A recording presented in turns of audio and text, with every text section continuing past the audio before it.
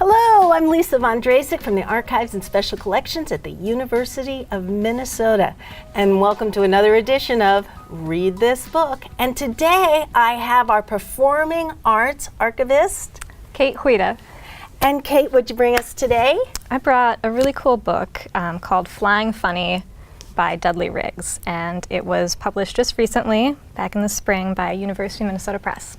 Can you tell me a little bit about Dudley Riggs? Yeah, of course. So Dudley Riggs, he founded Brave New Workshop, which is a performance space for improv comedy down on Hennepin Avenue.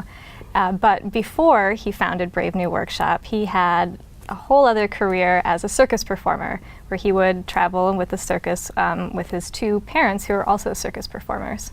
And from what I read, they were acrobats. Yes, aerialists. Aerialists, and he learned at a very young age to fly. Right, and so a lot of the book recounts those experiences being a young performer and learning to fly through the air. And the book is called Flying Funny. Do you know why it's called that? Yeah, so most aerialists are of shorter stature, but Dudley Riggs is very tall. And so one of his mentors once told him that, he was too tall to fly straight, but he could fly funny. So that was part of the act. Correct, yeah. Him flying funny.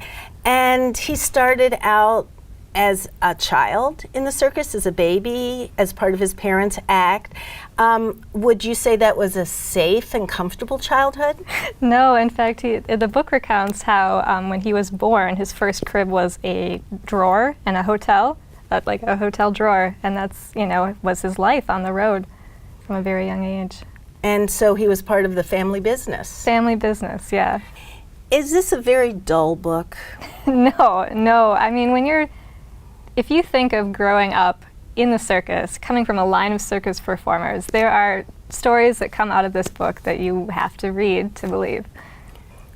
Dudley Riggs donated his life's work, his papers, to the University of Minnesota in the Performing Arts Archives where I work. So I'm really lucky. We have boxes and boxes of scripts and videotapes and posters and mock-ups of posters and photographs that document Dudley's life.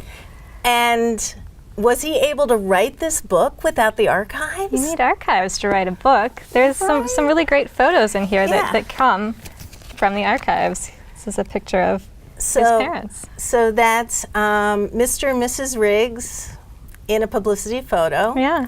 And so when he was writing this book, the University of Minnesota Press came to you and said, please pull these boxes because we need photographs. Right, yeah. For the book, and also probably to fact check a few things. Yeah, years go by and you try to pin down dates. It's part of the process.